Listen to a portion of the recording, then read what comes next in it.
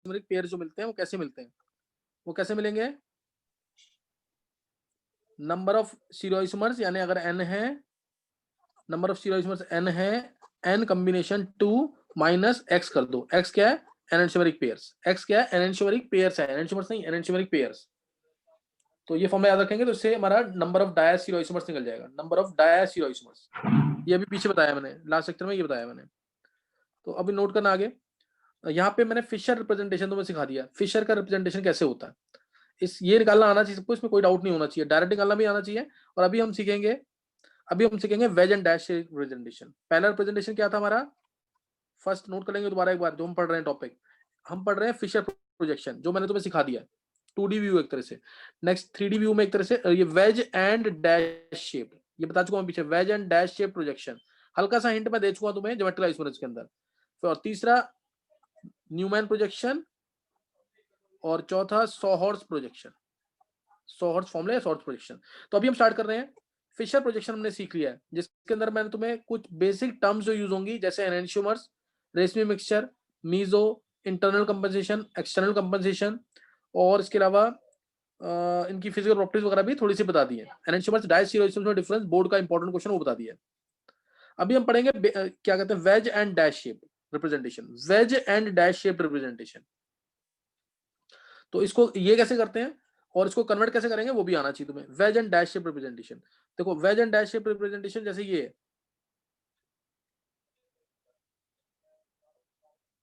जो normal lines पे है ना, जो नॉर्मल लाइंस पे है उसको हमेशा टॉप और बॉटम पे रखना है। कन्वर्जन मैंने से जैसे मान लिया मैंने ये है कंपाउंड से CH3 OH NH2 COH, इसको हमेशा कन्वर्ट करना तुम्हें जरूर आना चाहिए, किसमें? फिशर में। वो मैंने कन्वर्ट करना सिखाया हो तुम्हें, कैसे कन्वर्ट करते हैं, नॉर्मल लाइंस को हमेशा टॉप और बॉटम पे। ये Fischer wedge and dash representation है, जो जो नॉर्मल लाइंस पे है, यानी CH3 ऊपर और COOH नीचे, हमेशा ये टॉप बॉटम पे आएगा। और जो वेज पे है, ध्यान देंगे, जो वेज पे है उसको नॉर्मल लाइंस के ऑपोजिट ले जाना है, यानी यहाँ पे आएगा OH, यहाँ आएगा NH2। कोई डाउट? कोई डाउट इसमें? नहीं सर, पर मैं COH को ऊपर लेके जा सकता हूँ CH3 की जगह? हाँ ले जाएंगे, ले जा सकते हैं, कोई दिक्कत नहीं। पूरा घुमाना पड़ेगा कंपाउंड को 180 से। और ध्यान रखना 180 से कंपाउंड को घुमाते हैं तो कोई चेंज नहीं आता, ये याद रखेंगे। 180 से कंपाउंड को अगर घुमाते हैं तो कोई चेंज नहीं आता। ये लाइनें ध्यान से सुनते रहना बिल्कुल। जैसे अगर मैं इसका निकालता हूँ आंसर, इसका 1 दूंगा मैं इसको, 2 दूंगा नाइट्रोजन को, 3 दूंगा मैं इस वाले कार्बन को, तो क्या आया? ये क्या आया? R की S। लोएस्ट प्रायोरिटी कहाँ पे है? वर्टिकल पे। तो क्या है आंसर? क्या आ सर रहा है? ऐसे ये एस आ रहा है ना? एक बार हाँ इसके ये ऐसा कन्वर्जन बताना, तो राइट और लेफ्ट का एक बार। जो वेज पे है उसको नॉर्मल लाइंस के ऑपोजिट ले जाना है, और नॉर्मल लाइंस वाले हमेशा ऊपर नीचे रहेंगे। आगे समझ के नहीं है? Okay sir. अच्छा, और दूसरा इसकी मिरर इमेज होगी एनेंटियोमर, और दोनों 50-50% तो रेसिमेट। ये मैं बहुत बार यूज कर चुका हूं, पता नहीं है? Yes sir. अब एक चीज अभी मुकुल ने बोली जो बहुत सिंपल, वो अगर मैं इसको 180 डिग्री से घुमाता हूं, ध्यान रखना 180 डिग्री से घुमाना मतलब अपसाइड डाउन नहीं करनी। 180 डिग्री से घुमाना मतलब स्टेयरिंग रोटेशन, जैसे गाड़ी का स्टेयर घुमाते हैं ना, एक ही प्लेन के अंदर rotation within the same plane. 180 degree rotation का क्या मतलब है? Rotation within the same plane. तो जब मैं इसको घुमाऊंगा तो ये COH कहां चला जाएगा? ऊपर चला जाएगा। CH3 कहां जाएगा? नीचे आ जाएगा। OH कहां चला जाएगा? लेफ्ट पे। और NH2 कहां जाएगा? राइट पे। कोई डाउट? No sir. COH ऊपर गया,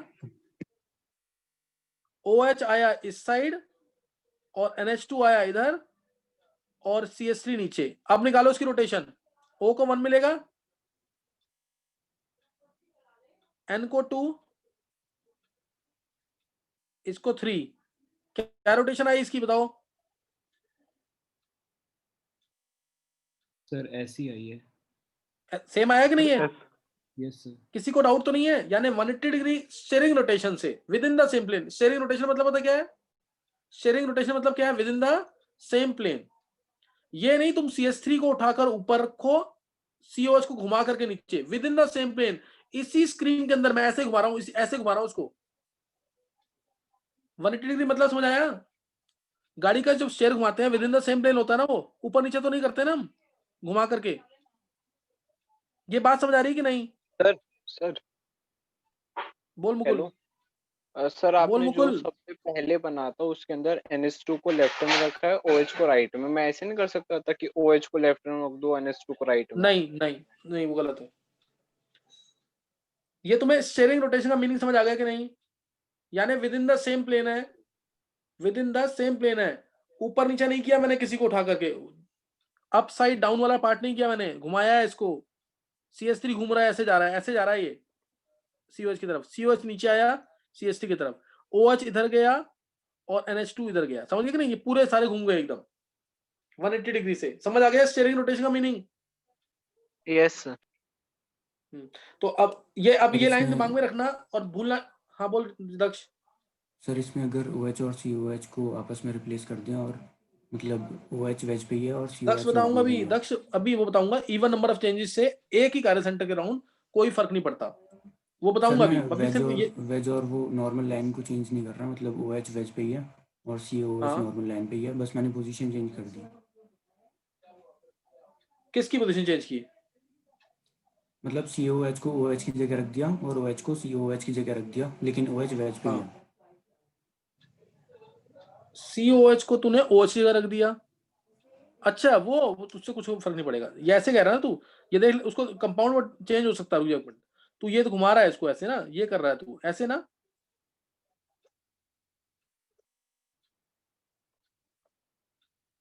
दक्ष ये कह रहा है क्या तू? Yes sir. तो ये तो देख, बना के देख ले, इसके डिफरेंट कंपाउंड है, सेम है। इसको बना लिया CH3 ऊपर, COH नीचे, अब ये OH इधर आ जाएगा, तो सेम चीज आ गई ना।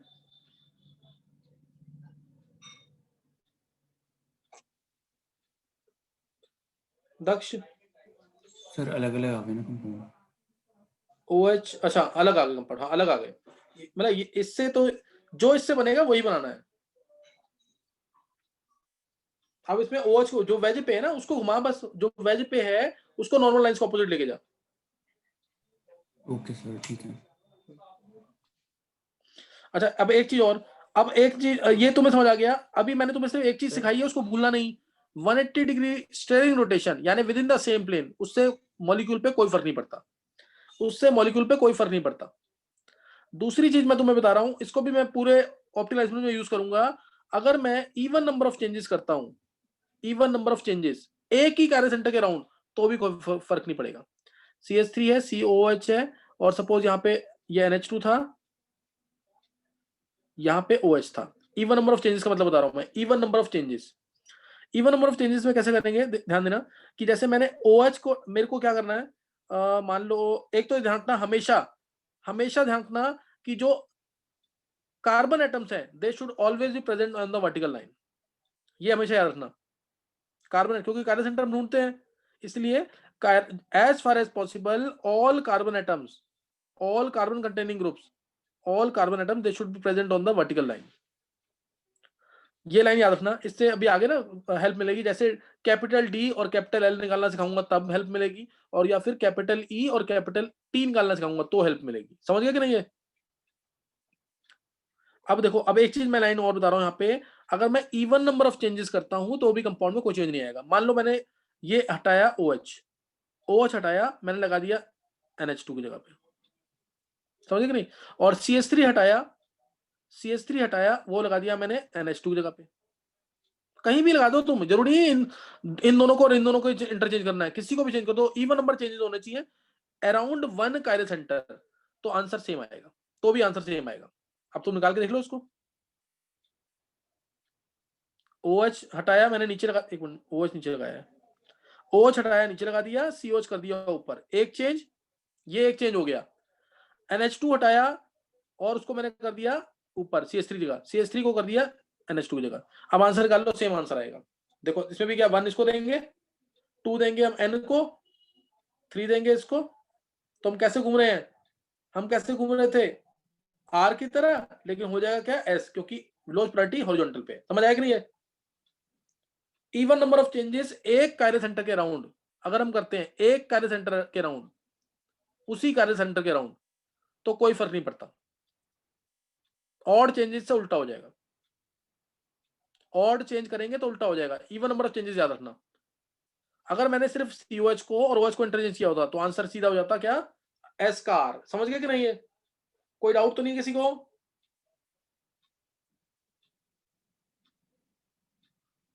ऑड चेंजेस इवन चेंजेस का मतलब, odd changes even changes steering rotation, इसका मीनिंग समझ आ गया कि नहीं?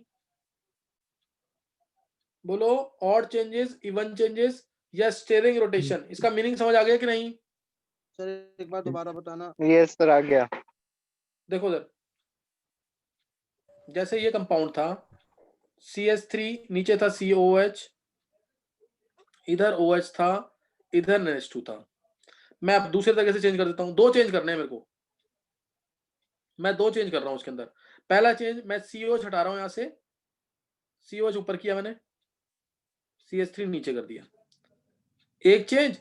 दूसरा, अब मैंने यहां से CH3 भी हटा दिया, CH3 यहां कर दिया और NH2 नीचे कर दिया। कितने चेंज किए मैंने? दो। तो 1 देंगे O को, 2 देंगे N को, 3 देंगे C को। क्या आ रहा है? ये R आ रहा था, R का क्या हो जाएगा, S हो जाएगा, क्योंकि CH3 हॉरिजॉन्टल पे। सेम आ गया कि नहीं? नहीं समझ आ रहा? अब भी यस सर, समझ आ रहा है कि नहीं? यस सर, आ रहा है। तो ये हमारा, ये इवन नंबर ऑफ चेंजेस से कंपाउंड में कोई चेंज नहीं आता। 180 degree steering rotation within the same plane से कोई चेंज नहीं आएगा। दो पॉइंट समझ आ गए कि नहीं? है इससे ना आगे जाकर तुम्हें हर एक कंपाउंड में RS डायस्टीरियोइसोमर्स पहचानना है, एनेंटियोमर्स पहचानना है, या होमोमर्स पहचानना है। ये तुम्हें ना बहुत बड़ी हेल्प देगा। वहां तुम देखोगे कि हाँ ये तो एक ही ग्रुप चेंज हुआ है, तो R था तो S कर दो। समझे कि नहीं? अगर तुम इसकी प्रैक्टिस कर लेते हो अच्छे तरीके से, मतलब 20-25 क्वेश्चन की प्रैक्टिस कर लोगे ना, तुम्हें अपने आप जल्दी निकलना, आंसर निकालना आ जाएगा। बस एक कंपाउंड में तुम रोटेशन निकालोगे डायरेक्शन के थ्रू, प्रायोरिटी ऑर्डर देकर। बाकी कंपाउंड में कैसे निकालोगे? पहले कंपाउंड को रेफरेंस मानते हुए। फास्ट हो जाएगा काम। नहीं तो मान लो 6-7 कंपाउंड आ गए IIT के अंदर या नीट में, तो क्या हर एक में RS निकालोगे डायरेक्शन प्रायोरिटी देकर? समझे कि नहीं? है तो ये चीज आना चाहिए तुम्हें, करना फास्ट करना आना चाहिए, इसीलिए सिखाया ये। Even number of changes, no difference. 180 degree rotation within the same plane, no difference. अब दूसरा, मैंने अभी तुम्हें सिखाया यहाँ पे कि जो वेज एंड डैश है उसको तुम फिशर में कन्वर्ट करोगे। वेज एंड डैश को फिशर में कन्वर्ट करोगे। जरूरी नहीं है कि हर एक केस में वेज एंड डैश को फिशर में कन्वर्ट करना पड़े। उसके लिए मैं तुम्हें रूल सिखा रहा हूं। अगर तुम्हें लगता है कि हाँ मैं डायरेक्ट कर सकता हूं तो डायरेक्ट करना, अगर तुम्हें लगता है कि मैं डायरेक्ट कर सकता हूं तो डायरेक्ट निकालना, फिशर से ही आंसर। समझ कि नहीं? रूल क्या है कि जैसे मानो, अच्छा पहले इसमें एक आंसर करके दिखा दो, पहले एक आंसर करके दिखा दो ताकि तुम्हें कॉन्फिडेंस आ जाए। यहाँ पे आया OH, यहाँ OCH3, यहाँ H, यहाँ पे ले लेते हैं से, चलो NH2। बताओ इसके अंदर क्या है? ये R है, S है। फास्ट निकालेंगे आंसर इसका।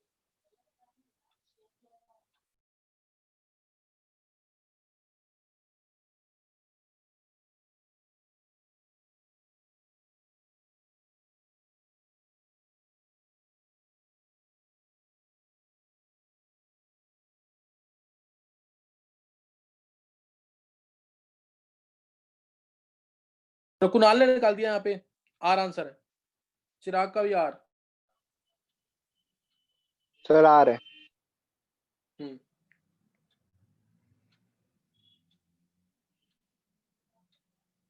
देखो पहले तो इसको कन्वर्ट करना देख लेंगे। इसमें मैं NH2 को रख रहा हूं ऊपर, फिशर में कन्वर्ट करना। अगर जो ऊपर दिख रहा है उसको ऊपर कर दो, NH2 ऊपर, OCH3 नीचे। कोई डाउट तो नहीं है? नॉर्मल लाइंस वाले ऊपर नीचे होंगे, नॉर्मल लाइंस वाले क्या होंगे, ऊपर नीचे। और OH जो है यहां था वो नॉर्मल लाइंस के इधर आ जाएगा, इसलिए OH इधर, OH इधर आ जाएगा,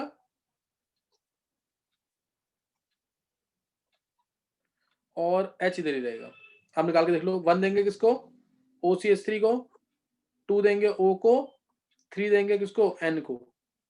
तो कैसे घूम रहे हैं हम जा रहे थे S की तरफ, हो जाएगा R, क्योंकि लोएस्ट प्रायोरिटी हॉरिजॉन्टल पे है। समझ आया कि नहीं? R आ गया आंसर। समझ आया कि नहीं ये? Yes sir. ये ऐसे ही किया था सबने? Yes sir. अच्छा, अब इसका मैं डायरेक्ट तरीका बता रहा हूँ।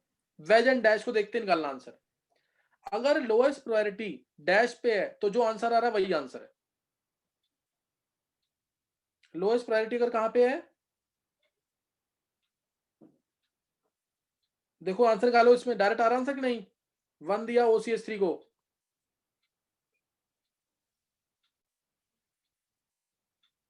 2 किसको दिया? इसको, और 3 किसको दिया? इसको। यही देंगे तो आंसर क्या आ रहा है? आ रहा है इससे तो। समझ गए कि नहीं? है आर आ गया इससे कि नहीं? Yes yes sir. Sir. Direct rule समझ आ गया? Yes sir. अब दूसरी चीज बता रहा हूं मैं, अगर लोएस्ट प्रायोरिटी वेज पे है तो जो आंसर आ रहा है उसको उल्टा कर देना। इसी में करके देखते हैं, इसी में करके देखते हैं जो भी। पहला केस मैंने क्या बोला? लोएस्ट प्रायोरिटी अगर डैश पे है तो जो आंसर आ रहा है वही आंसर है। अगर लोएस्ट प्रायोरिटी डैश पे है और वेज पे है, मैं वेज पे कर रहा हूं उसको, OH हटा के यहां से, OH यहां पे, सॉरी H यहां पे और OH यहां पे, जो आंसर आ रहा है उसको उल्टा कर देना। देखो H और H को मैं इधर भी इंटरचेंज कर रहा हूं, H और H को इधर भी इंटरचेंज कर रहा हूं। यहां पे हो जाएगा अब H, यहां पे OH। बताओ आंसर क्या आ रहा है इसमें अब? इसमें एस हो जाएगा। सर एस हो इसमें जाएगा। क्या हो रहा है? 1 2 और 3, ये आ गया? ये आ गया कि नहीं? तो अब इसमें क्या बोलेंगे? हम घूम रहे थे आर की तरह, आर की तरह घूम रहे थे हम, तो क्या हो जाएगा? ये हम ऐसे जा रहे थे आर की तरह, तो एस हो जाएगा। एस आ रहा है। अब उसमें डायरेक्ट निकालो आंसर। डायरेक्ट आंसर क्या आ रहा है? एस ही आएगा क्योंकि ओ एच। हाँ, सॉरी। डायरेक्ट आंसर देखो, 1 देंगे इसको, 1 इसको देंगे और 2 इसको देंगे और 3 इसको। हम जा रहे थे आर की तरह, हो क्या जाएगा? क्योंकि वेज पे लोएस्ट प्रायोरिटी। नहीं समझ आई बात? आ गई सर। क्या बोला मैंने? अगर लोएस्ट प्रायोरिटी डैश पे तो आंसर क्या आएगा? सेम। सेम। अगर सर, लोएस्ट इसमें प्रायोरिटी आपने वेज जो पे तो आंसर क्या हो जाएगा? अपोजिट। Sir opposite. सर हाँ, तीसरा केस। हाँ बोल दे दक्ष, बोल। सर इसमें आपने OH को जैसे उस पे डैश पे दिखाया है, हाँ उस डैश को अगर हम नीचे की तरफ दिखा दें, हाँ, मैं भी अगले अगले क्वेश्चन बनाता हूँ दक्ष, मैं अगले क्वेश्चन बनाता हूँ अभी। ये बात समझ आ गई कि नहीं?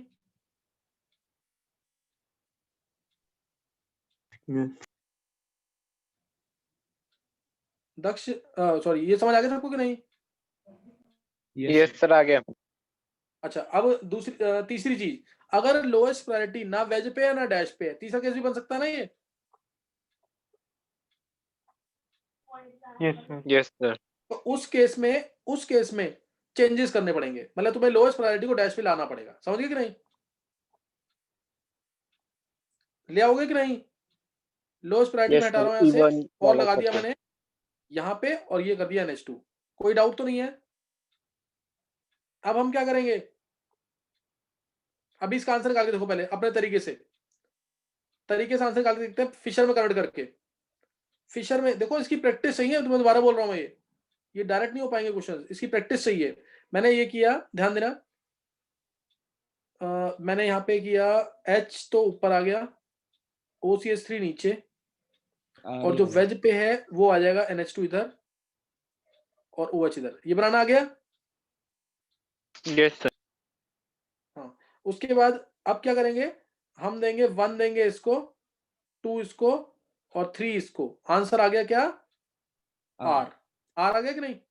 अब इसका आंसर अगर R निकालना है तुम्हें, या कुछ भी निकालना है, जो भी निकले आंसर इसका, तुम्हें क्या करना है? लोएस्ट प्रायोरिटी को कहां लेके जाना है? डैश या वेज पे। हाँ, तो मैं ये हटा रहा हूं यहां से और इसको ले गया मैं यहाँ पे HOH। डैश पे लेके जाओ, डैश पे, तो डैश से डायरेक्ट आंसर आएगा ना, वेज पे लेके क्यों जा रहे हो? समझ गए कि नहीं है? Yes sir. अब एक चेंज और करना पड़ेगा, एक चेंज और कोई कर दो। एक चेंज किसमें कर सकते हैं? इसमें, इसमें और N इसमें, इन तीनों में से किसी में भी कर सकते हैं, हटा रहा हूं मैं यहाँ से, कोई भी चेंज कर दो तुम, सबसे आंसर एक ही आएगा। मान लो मैंने OCH3 और NH2 को चेंज कर दिया,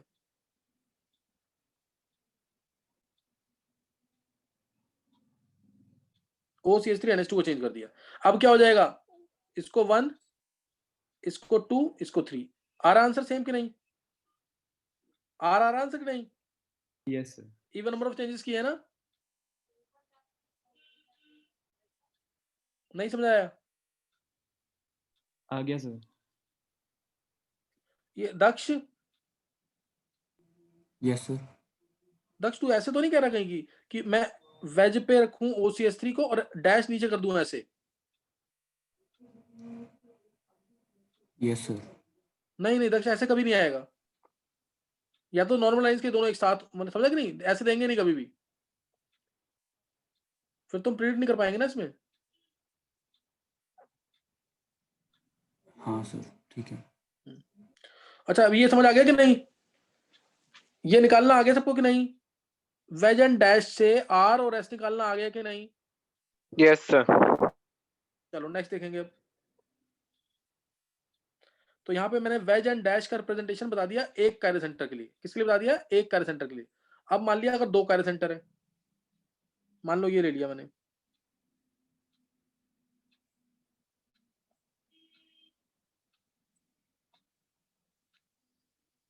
यहाँ पे CHO Me OH Me OH। अब मैंने बोला कि दोनों कार्य सेंटर में निकालो क्या है, तो एक तरीका तो ये है कि तुम इसको फिशर में, कुछ भी नहीं समझ आ रहा तो फिशर में कन्वर्ट करके निकालोगे, बात समझ आ रही है कि नहीं है ना? एक तरीका तो ये है, इसको तुमने फिशर में कन्वर्ट किया, ये वाला CHO मैं ऊपर मान रहा हूं, ये CHO ऊपर, एक मिनट, ये CHO ऊपर और दूसरा वाला CHO कहाँ आएगा, नीचे की तरफ आएगा, इसमें डाउट नहीं होगा किसी को। और दूसरा क्या है, Me जाएगा इस साइड और OH इधर ही रहेगा, और इस वाले में Me आएगा इस साइड, OH इधर। कोई डाउट, कोई डाउट तो नहीं है इसमें? No sir. हाँ अब उसके बाद निकाल लोगे R और S की नहीं?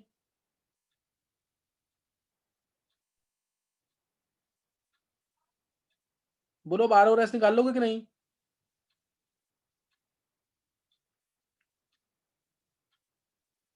देखो 1 दिया इसको, अगर मैं R S निकालना मेरे को जल्दी से, 1 दिया मैंने O को, 2 दिया C के साथ, 2 O हैं, C के साथ 1, या 2 इसको देंगे और 3 नीचे देंगे, तो हम ऐसे जा रहे हैं, S की तरह जा रहे थे हम, R आएगा, ये R आएगा, ऐसे नीचे वाले में, नीचे वाले पे निकालना है मेरे को, तो मैं 1 दूंगा फिर O को, 2 दूंगा इस वाले C को, 3 इसको, तो हम जा रहे हैं ऐसे करके, हम ऐसे जा रहे थे इसमें, तो आ जाएगा हमारा उल्टा, यानी R, 2R 3R आ गया, समझ गए कि नहीं है?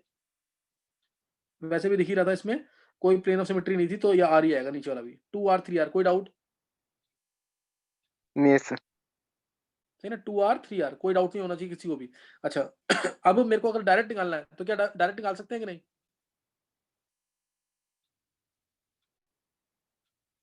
Yes sir. डायरेक्ट निकालने के लिए क्या करेंगे? निकल जाए। लोएस्ट प्रायोरिटी अभी हमारे, जैसे मैं इस कार्बन की बात कर रहा हूँ, इस वाले कार्बन की, हमारी लोएस्ट प्रायोरिटी क्या Me है? यस सर, वो डैश वेज वो पे कहाँ पे, वेज पे है, तो जो आंसर आएगा उसको उल्टा करेंगे। Yes sir. चेक करते हैं एक बार, 1 देंगे इसको, 2 देंगे CHO को और 3 देंगे इसको। कोई डाउट? No sir. तो क्या आया आंसर, क्या आया देखना जरा, सर इससे तो ऐसा आ रहा है बट वो वेज पे है, उल्टा हो जाएगा ना, वेज पे है तो इससे उल्टा हो जाएगा, तो तो क्या हो ऐसा जाएगा, है। ये आर। ऐसा आ रहा था कि वेज पे है ना लोएस्ट प्रायोरिटी, हाँ। इसलिए R हो जाएगा। R आ गया कि नहीं, नहीं समझ आया? यस सर आ गया। और इसमें देखो इस वाले कारण पे, इसमें लोएस्ट प्रायोरिटी हमारी कहाँ पे है, फिर वो इस पे है, वेज पे ही है ना, यस सर। तो 1 इसको दिया, 2 इसको दिया और 3 इसको। हम कैसे जा रहे हैं, S की तरह जा रहे हैं, तो R हो जाएगा। तो आ गया ना इससे भी आंसर। इससे अभी तो इजी पड़ा है ना, अभी इसमें चेंज करना होता तो थोड़ी दिक्कत आती। समझ आ गया कि नहीं है, 2R 3R? Yes sir. हाँ सर आ गया। 2R 3R इस तरह से निकालना आना चाहिए, कन्वर्जन आनी चाहिए। ज्यादा कंफ्यूजन हो, टाइम है तुम्हारे पास, तो तुम फिशर में कन्वर्ट करके निकालना आंसर, तब तो फिशर में कन्वर्ट ही करना पड़ेगा। अच्छा एक चीज और देखेंगे अभी, जैसे मैंने अब ले लिया से, इसको ले लेते हैं एक बार,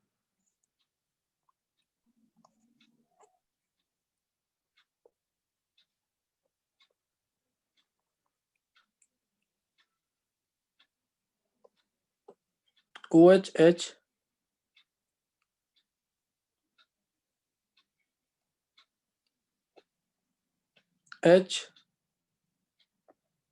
OH। अब मैंने बोला निकालो, इसमें दो काले सेंटर दिख रहे हैं इसके अंदर कि नहीं? Yes sir. निकालो उस पे। 2 कौन सा वाले लेंगे? 2 इसको लेंगे कि इसको लेंगे? 2 किसको लेंगे? रेड वाले को लेंगे 2 कि ब्लैक वाले को?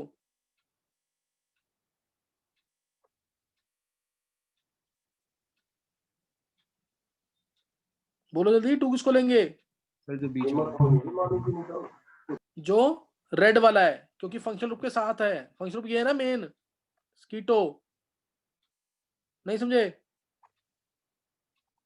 सर ऐसा क्यों? अरे अभी शुरू से तो मैं बता रहा हूँ, फंक्शन ग्रुप के साथ नंबरिंग करेंगे ना। यहाँ से 1 ये आएगा। 1 कौन सा आएगा? Ketone, nitriles, aldehyde, ketones, alcohols, phenol, thiols, amines, ether, priority order. Main function group कौन सा है? कीटो। नहीं समझे ये बात? ठीक है सर, यस सर। तो 2 इसको लेंगे। अब 2 पे निकालो और 3 पे निकालो, क्या आएगा? 2 पे और 3 पे सेम वही फॉलो करना, नॉर्मल लाइंस ऊपर नीचे, नॉर्मल लाइंस ऊपर नीचे, वेज वाले को ऑपोजिट।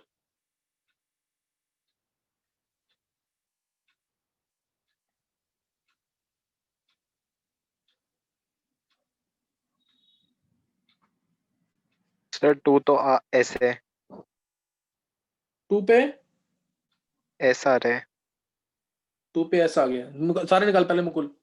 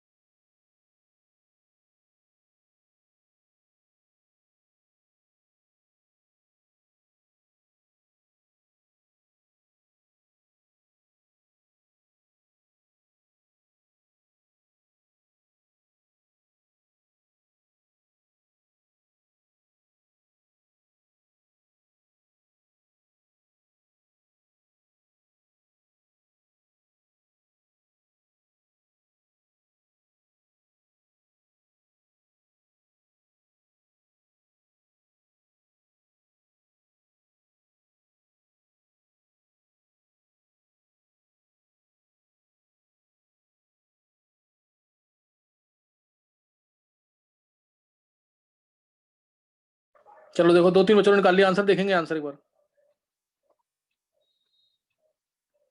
देखो इसमें अगर मैं इस कार्बन की बात कर रहा हूँ, इस वाले कार्बन की, तो यहाँ पे लोएस्ट प्रायोरिटी हमारी कहाँ पे है?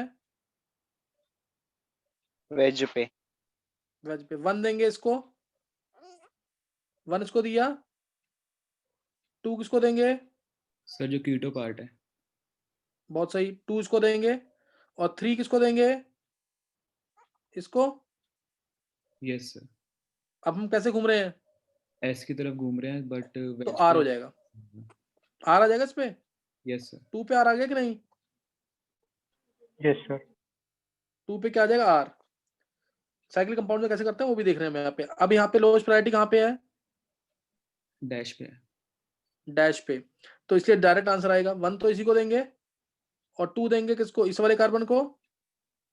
Yes sir. और 3 इसको। कैसे घूम रहे हैं इसमें?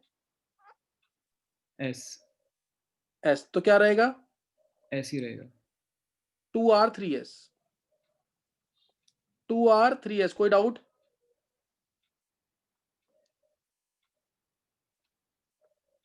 11th वाले बच्चों को कोई डाउट तो नहीं है?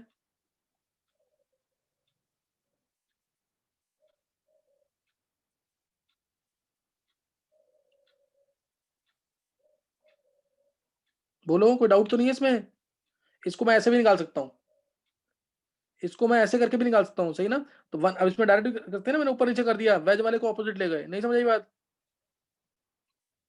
आ गई सर। वन ये, हाँ वन ये, बस ये ध्यान रखना तुम लोग, ये टॉप पे नहीं है, ये लेफ्ट पे है, इसको मैं ऐसे लिख रहा हूँ, this is identical to, this is identical to double bond O H O H O H, नहीं समझ आई बात?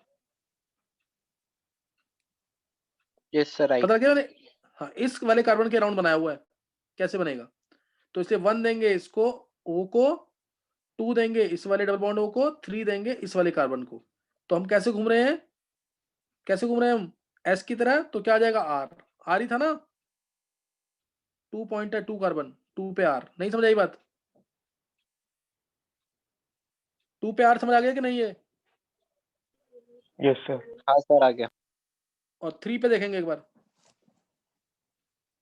3 पे देखो, 3 वाले कार्बन पे बना रहा हूं मैं, टॉप पर हमारा इस समय है ये वाला कार्बन, ये कार्बन टॉप पे, टॉप पे ये कार्बन, तो सी ऐसे सी लिख दिया, और बॉटम पे ये वाला कार्बन है, यानी सी के साथ OH है, OH राइट में, H लेफ्ट में, कोई डाउट? सर ये सी के साथ क्या लिखा है? सी बॉन्ड सी। हाँ सी, ये सी के साथ सी नहीं चल रहा आगे, हाँ सर। तो 1 देंगे किसको, O को, सेकंड देंगे इस वाले कार्बन को, थर्ड देंगे ऊपर वाले कार्बन को, तो हम कैसे जा रहे हैं R की तरफ, तो क्या हो जाएगा S, नहीं समझ आई बात? 3S, नहीं समझ आया? आ गया सर। 2R 3S। अगर तुमसे वेज डैश से नहीं निकल रहा आंसर, तो ये भी तरीका बता दिया है कि फिशर में कन्वर्ट कर लो, वेज डैश से नहीं निकल रहा है तो फिशर में कन्वर्ट करके निकाल लो आंसर, कोई डाउट?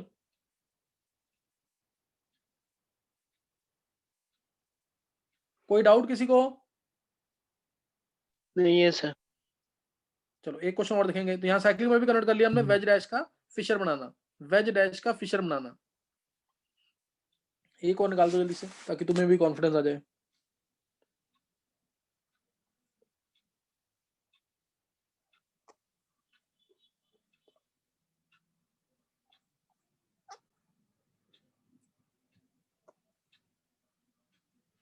या एक पूरा क्वेश्चन कर लेते हैं, एक क्वेश्चन देख लो जरा, तुम्हें उससे थोड़ा कॉन्फिडेंस आ जाएगा। एक क्वेश्चन देखो पूरा, डबल बॉन्ड O है, OH, दूसरा अंडरस्टूड है कि कहां पे होगा वो, दूसरा अंडरस्टूड है, हमने BR ले लिया, ये कंपाउंड है A, थोड़ा जल्दी करना नहीं तो टाइम लग जाएगा इसमें, फिर हो नहीं पाएगा कुछ, बहुत अच्छा क्वेश्चन दे रहा हूं मैं। ये OH लगा लिया और BR, तीसरा कंपाउंड डबल बॉन्ड O, इसमें मैंने लगा दिया डैश पे OH, BR, चौथा कंपाउंड, दोनों के दोनों कहां जाएंगे अब, OH BR, दोनों डैश पे। चलो 4 कंपाउंड दिए हैं, से PQRS, PQR और S, जल्दी से निकालो इनमें, जल्दी से निकालो क्या आएगा R और S, निकालोगे कि नहीं से? Yes sir. जल्दी से एक एक दो कंपाउंड बता दो जल्दी से, पहला कंपाउंड बताओ जल्दी, क्या आ रहा है?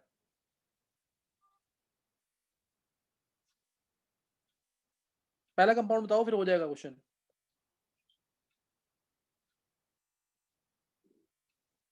फिर इसमें सिलेक्ट करो कि कौन कौन से एनेंटियोमर्स हैं, कौन से डायस्टीरियोइसोमर्स हैं, कौन से होमोमर्स हैं।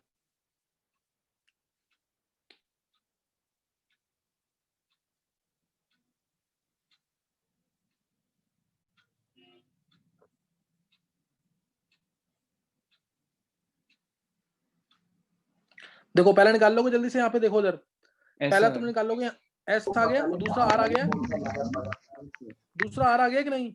yes sir तो इसमें आया एस आर, 2s 3r, मैं एस आर लिख रहा हूं उसको। इसमें क्या आ जाएगा दूसरे वाले में, जल्दी बोलो, एस और एस आ जाएगा, yes sir एस एस, इसको देख के कंपेयर करना है पहले को देखकर। तीसरे में क्या आएगा? R R हाँ तीसरे में आ जाएगा आर आर, चौथे में क्या आ जाएगा? RS R S, just opposite. समझ आ गया? अब बताओ एनएंशियोमर्स कौन से हैं इसमें से, एनएंशियोमर्स कौन से हैं? देखो ये एस आर है, ये आर एस है, तो एनएंशियोमर्स होंगे कि नहीं? ये yes sir और ये एस एस है, ये आर आर है, ये एनएंशियोमर्स होंगे कि नहीं? yes sir यस सर होंगे। यानी यानी पी और एस एनएंशियोमर्स हैं और क्यू और आर एनएंशियोमर्स है। कोई डाउट? पी एस एनएंशियोमर्स हैं और क्यू आर एनएंशियोमर्स है, किसी को कोई डाउट तो नहीं है? नहीं है सर। अब डायस्टीरियोइसोमर्स बताओ जल्दी क्या है? पी क्यू डायस्टीरियोइसोमर्स होंगे, yes sir और PR पी आर डायस्टीरियोइसोमर्स होंगे, QS and RS Q S भी होंगे। बोलो, देखो पी के साथ चेक करो, पी का क्यू मिरर इमेज तो नहीं है, नहीं है, पी का आर मिरर इमेज तो नहीं है, नहीं है, तो इसलिए पी क्यू क्यू आर। ऐसे ही इसका चेक कर लो, क्यू वाले का, क्यू वाले का कौन सा होगा? क्यू एस होगा, एस। हाँ क्यू एस। और ऐसे ही चेक कर लो आर वाले का, आर वाले का कौन सा होगा? आर एस होगा कि आर नहीं? एस होगा। हर एक का एक एक करके चेक कर लो, आंसर आ जाएगा। होमोमर्स है कोई इसमें कि नहीं? होमोमर्स है कोई कि नहीं? नहीं समझ आई बात? sir PS होमोमर्स कहाँ है इसमें? कोई भी नहीं है होमोमर्स। अगर पीएस होमोमर्स है तो फिर एनएंशियोमर्स क्यों बोला? अच्छा ओके सर हाँ ठीक है गलत हो गया समझ आ गया यहाँ तक कि नहीं? yes sir यहाँ तक जो मैंने दो रिप्रेजेंटेशन सिखाए हैं तुम्हें, फिशर रिप्रेजेंटेशन और वेज एंड डैश रिप्रेजेंटेशन। इनको बिल्कुल ढंग से कर लेना, इनको ढंग से कर लेना, नेक्स्ट टाइम करेंगे आगे, तो है ना, नेक्स्ट टाइम आगे करेंगे, यहां तक कर लेना ढंग से। सही है, ओके थैंक्स। Thank you. अभी क्लास है तुम लोगों की।